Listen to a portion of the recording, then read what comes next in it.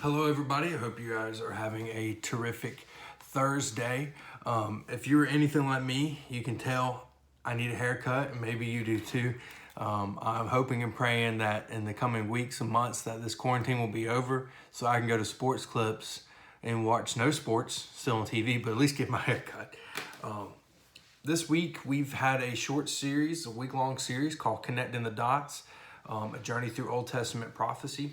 And that's what we've been doing this week. On Monday, we examined prophecies in Micah and Zechariah, predicting the birth of Jesus and how that was fulfilled in Matthew. And we then looked at Psalm 22 and how David was talking about how he felt he was in fear being persecuted and how that prophecy matches up with what Jesus went through on the cross.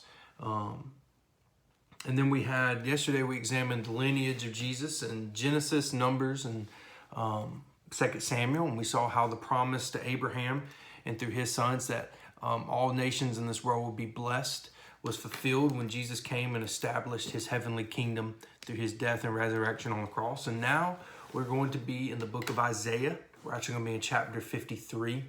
And we're going to start in chapter 52 and the last three verses of that book or that chapter, and then we'll get to verse 9 all the way through verse 9 in Isaiah 53.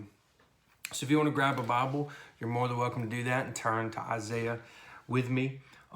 What's really cool about this prophecy and this prediction is that Isaiah seems to be, or it feels like when you read it, that he was there. Like he knew this happened, or either he was there or he was writing after the crucifixion of Jesus. But what's really interesting is Isaiah is what we consider a major prophet, and he lived over 700 years before Jesus. And so this is completely from a word from God that he wrote. And so it's really, really interesting when we dive into it.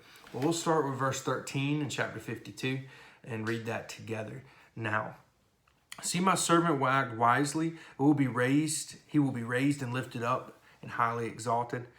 Just as there were many who were appalled at him, his appearance was so disfigured beyond that of any human being, and his form marred beyond human likeness. So he will sprinkle many nations, and kings will shut their mouths because of him. For what they were not told, they will see, and what they had not heard, they will understand. Who has believed our message, and whom has the arm of the Lord been revealed? He grew up before him like a tender shoot, and like a root out of dry ground. He had no beauty or majesty to attract us to him, nothing in his appearance that we should desire him. He was despised and rejected by mankind, a man of suffering and familiar with pain. Like one from whom people hide their faces from, he was despised, and we held him in low esteem. Surely he took up our pain and bore our suffering, yet we consider him punished by God, stricken by him and afflicted. But he was pierced for our transgressions. He was crushed for our iniquities, and punishment that brought us peace was on him. And by his wounds we are healed.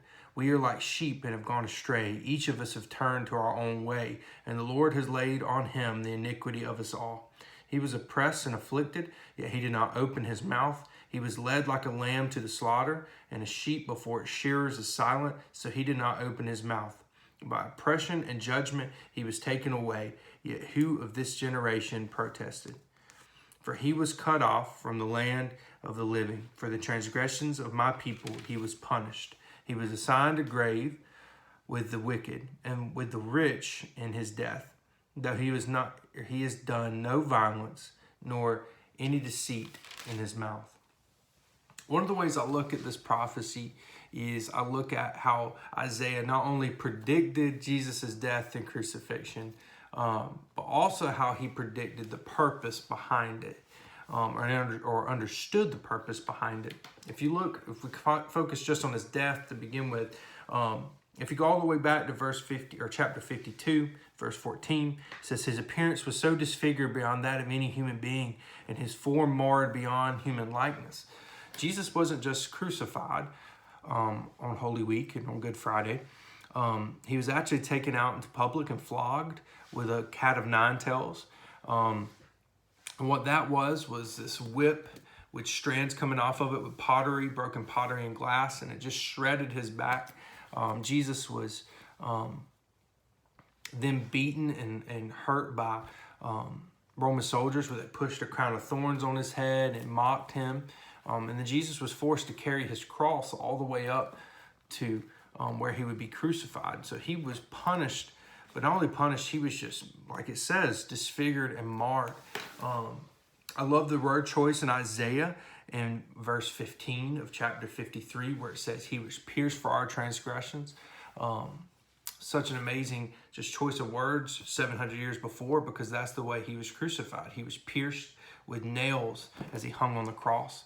And then lastly, if you look at verse 9 in chapter 53, it says he was assigned a grave with the wicked and with the rich in his death.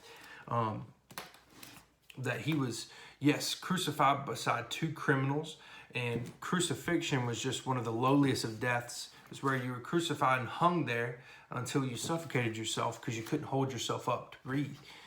It's one of the harshest ways to die. And after he died, Joseph of Arimathea opened up his tomb. He was a wealthy man to be able to own something like that, and so it fulfilled that prophecy in verse 9. And so Easter, the symbol of Easter is a cross. You see them all over the place. If they have Christmas lights on them, or people just have them up in their yard, or homemade ones with just sticks. And that was one of the items in our box as we're making Easter in a box for our time on Holy Week. But sometimes I feel like we can get lost in the symbol and not really realize the purpose of it. And I think Isaiah perfectly helps us realize what the purpose behind the cross was. Just one, if we jump ahead or we jump to verse 4, it says, surely he took up our pain and bore our suffering. In chapter 5, it says he was pierced for our transgressions. He was crushed for our iniquities. The punishment that brought us peace was on him, and by his wounds we are healed. The cross wasn't just a place where Jesus died. It was where he took our sin, our mistakes, our iniquities, and he laid them or put them on himself and bore the punishment and bore the death that we deserved.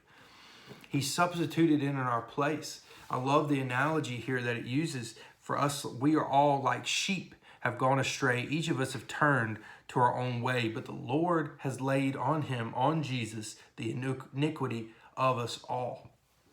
We are like sheep who've pursued other things besides God, who've sinned and fallen short of his glory. And that made us enemies with God. But what God did was he sent his son. It says here, he was led like a lamb to slaughter. In those days, for you to become right with God, God has set up in those times a sacrificial system where you go in and from, Adam and his first sin, it was this sacrificial system to where we could sacrifice an animal that would cover us with their blood. But it was never enough. One, an animal is not a human, but two, there weren't enough animals to cover our sin. And so we needed that perfect human sacrifice to take our place. But another just part of why the cross was so important was actually back in verse 13 and 15 of chapter 52 of Isaiah. It says, he will be raised, talking about Jesus, and lifted up and highly exalted. And you go to verse 15, so he will sprinkle many nations. That promise we talked about yesterday with Abraham, and that through his descendants, all nations in the world would be blessed. It wasn't this monetary blessing, or it wasn't this physical blessing or this earthly blessing. It was, in fact, through Jesus, a blessing, a spiritual blessing, that our relationship with God would be repaired. And it says here, he will sprinkle many nations. Christ's blood covers our sins and makes us white as snow, repairs our relationship with God so that we can have a relationship with him now and a relationship with him in eternity. So I hope you guys enjoyed Isaiah. There's so much more depth if you just focus in on it, but I tried to keep it under 8 minutes, and we are now into 9 minutes. But I hope you guys have a great rest of the week. I love you guys. Can't wait to see y'all soon and to wrap up our series tomorrow as we head through another prophecy. But love y'all. Bye.